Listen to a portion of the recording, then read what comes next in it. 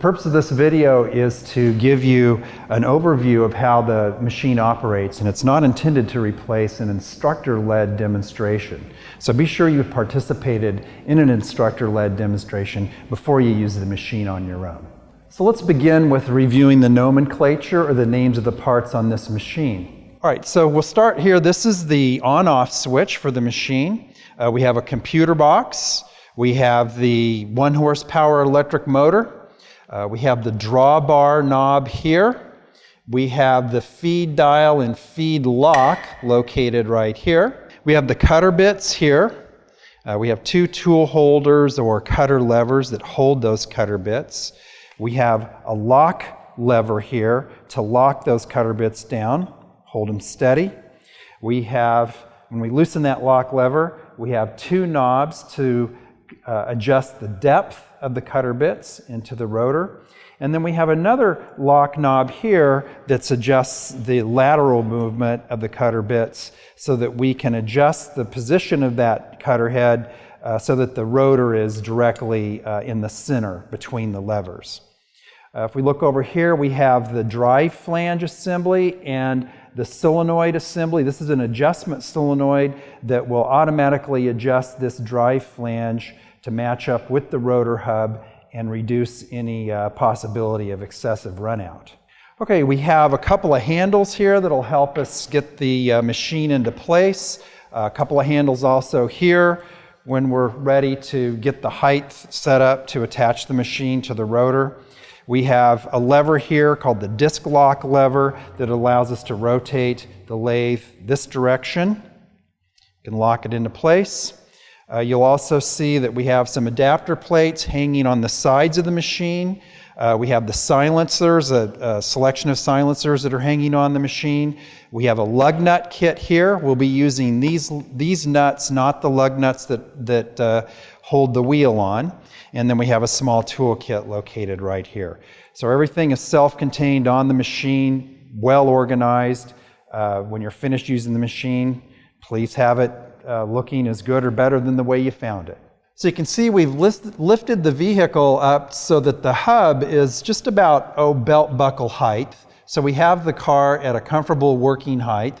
We've removed the caliper assembly, and we have a yellow hook that we're just hooked to the coil spring up here, and we've hooked into the bolt hole that mounts the caliper to the steering knuckle. And so we've got the caliper securely hung here. These hooks stay with the machine. You get 2 hooks with each machine. So try to remember to remove those hooks at the end of the job. It's kind of an easy thing to forget and leave them hanging on the coil springs sometimes. We've also unlocked the steering wheel, placed the transmission in neutral, and we have the steering wheel with the wheels in the straight ahead position. Okay, we've selected a 5-lug adapter here. I'm going to slide it over the lug, over the studs, and then I'm going to rotate it around until I'm in the most narrow part of the slot here, and then using the lug nut out of the toolkit, we'll begin putting the adapter into place. You can see there's a variety of lug nuts.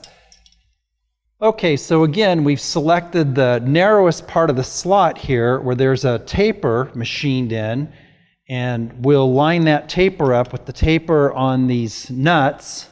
And I'm just going to hand tighten them again for now, and then we're just going to use, in this case, a 19 millimeter opened end wrench to go around and tighten the nuts.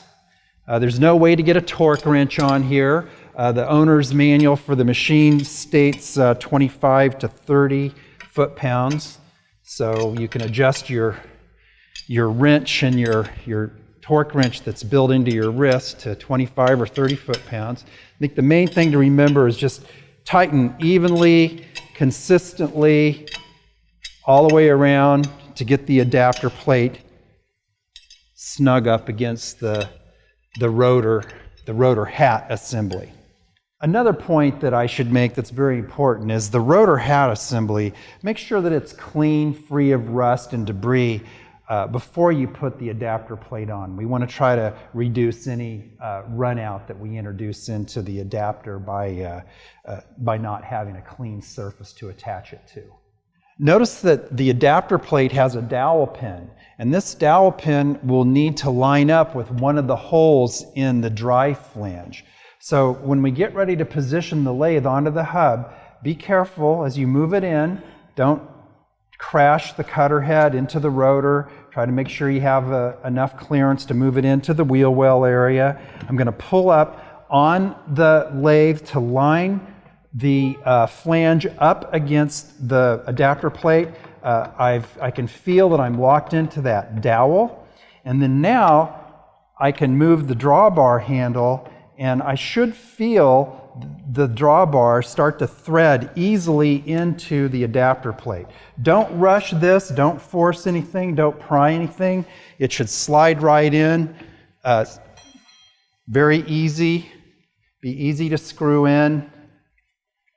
And then you know you've got a nice clean connection, and then just hand tighten it. Now that we're securely attached to the adapter plate and to the rotor, we're ready to turn the machine on and compensate for any run out that's going to be between that dry flange and the adapter plate. So we're going to turn on the motor, and then we're going to push this start button, at which point hopefully you'll be able to hear the adjustment solenoids. You'll hear some clicking sounds as they automatically adjust that dry flange to reduce run out.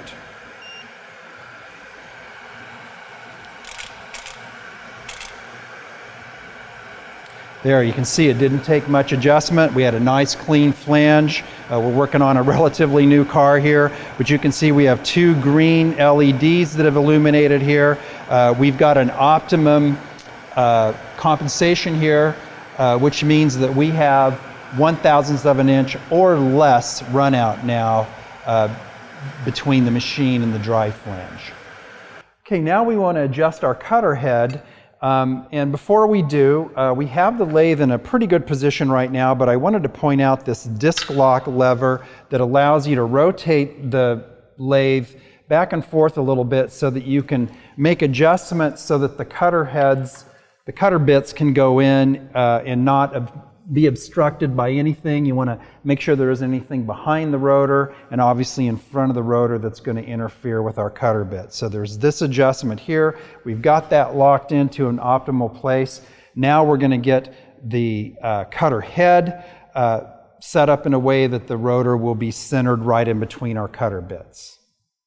Okay, the first thing I like to do is rotate the depth control knobs out so that the cutter bit arms are parallel to each other. This just gives me a better visual so that when I loosen the lateral adjustment knob here, I can look straight down and get the rotor lined up right in between my cutter bits. So I'm going to stick my head in here, look straight down. That looks nice and centered. Now I'm going to lock this lateral lock wing nut here, and that's going to stay put right there.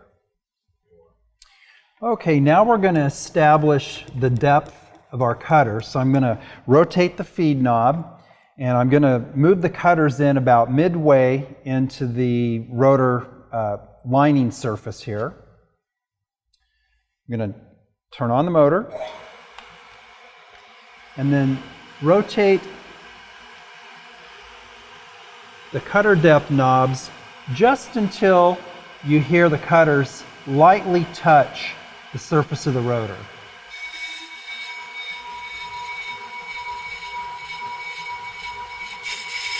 So we have the rear cutter bit and the outer cutter bit just barely touching the surface of the rotor. That's going to establish what we call our 0 point. And I'm going to lock the levers down. If we don't lock these levers down, we don't get a good cut. So try to remember that step. Once you've established your cutters, every time you make an adjustment on those cutters, you need to relock this lever here. Okay.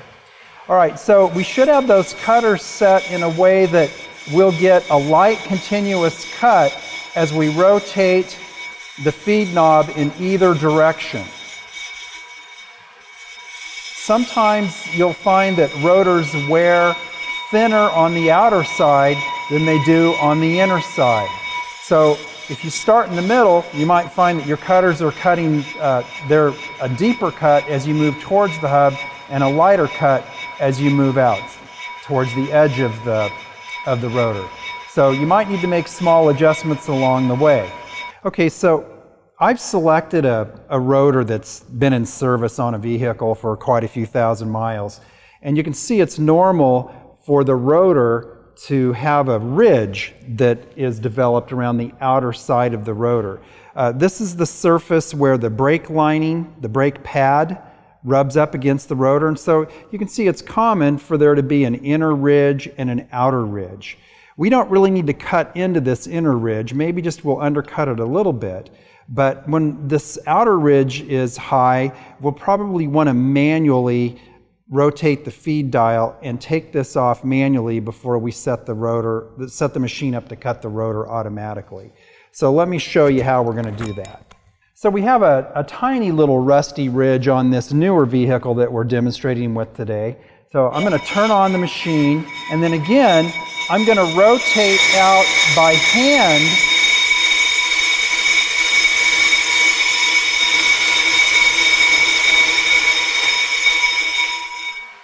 to manually remove that ridge, and then that way it won't be taking a deep cut that could possibly damage the tool cutters on the way out. Okay, now that I've removed that ridge, I'm going to adjust my auto off so that if I'm over preparing the other side to machine, once the cutter bits rotate back about this far, the machine will automatically shut off before the cutter head runs into the inner fender well here. So with my auto stop adjusted and the lock nut tight, we're going to go back in. I'm going to turn the machine on.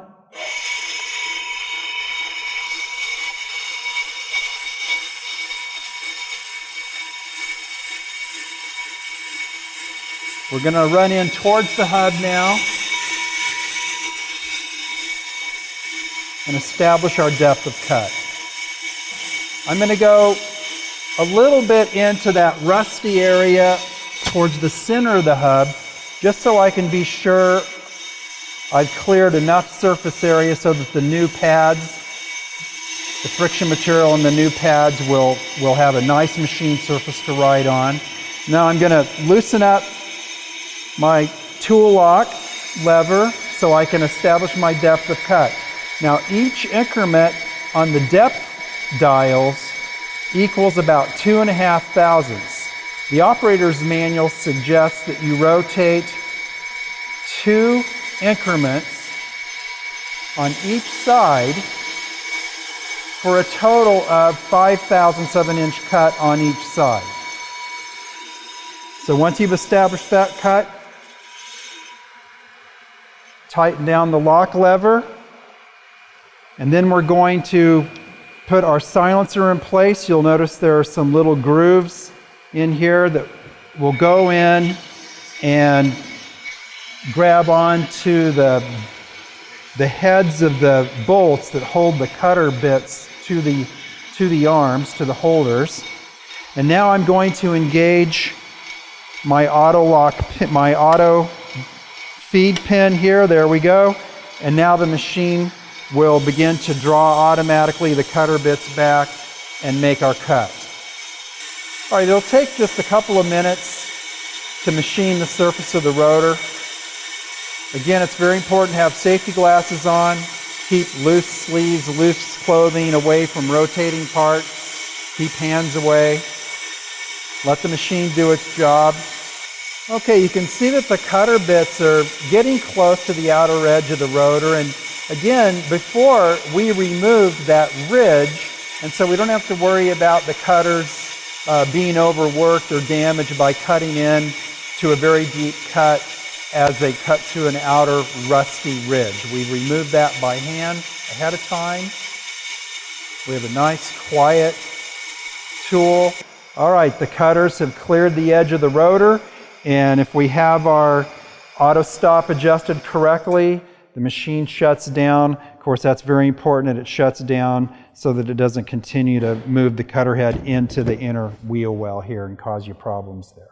Okay, so once you've completed the cut, you'll want to look carefully at both sides. Use a flashlight so you can see the rotor easily. And if you've got a good finish cut all the way through, then we're going to remove the silencer, loosen the lock lever, back the cutter bits out away from the rotor, and then we're going to remove the drawbar and pull the lathe away. Now I'll make a point here. You'll notice that we demonstrated this lathe with the lathe right side up. You can see everything. But when you go around to the other side of the car, the rotor's going to have, the lathe rather, is going to have to rotate upside down. So the first cut that you make, and the first time you use the machine for that matter, you'll want to start with the rotor, with the lathe right side up and machine the rotor. Then all you have to do is simply rotate it around, move it to the other side of the car, and you won't need to make those lateral adjustments. You'll have to work upside down, but everything will be set really close to the way you had it set on this side of the car with the lathe right side up. So always start with your initial setup, and the first rotor that you machine should be done with the lathe right side up. It's also recommended that you use 150 grit sandpaper on a sanding block and move it around the surface to reduce the surface roughness. This helps sort of even out the little peaks and valleys from the cutter tool and helps assist the wear-in of your new pads, reducing noise, increasing customer satisfaction. Okay, I'm going to remove the adapter plate here and get ready to move it to the other side. If you're finished with using the machine, be sure and return the lug nuts back to the lug nut kit. Hang the adapter back on the machine and clean the machine with a brush, removing any chips. Sweep up around from underneath of the rotor. Clean the floor when you're finished. Don't forget to measure the rotor thickness with a micrometer. Make sure that the rotor is not undersized under the manufacturer's minimum thickness recommendations. Also, don't forget to torque the hold down bolts that hold the caliper frame to the knuckle. And don't forget to torque your lug nuts when you put the wheel back on in the proper sequence and the proper torque. So this video is just a quick overview of how to use the lathe. Again, don't use the video alone. Be sure to participate in an instructor-led demonstration. Always wear your safety glasses. Chips will be flying. Keep loose clothing away from rotating parts. Thanks for watching.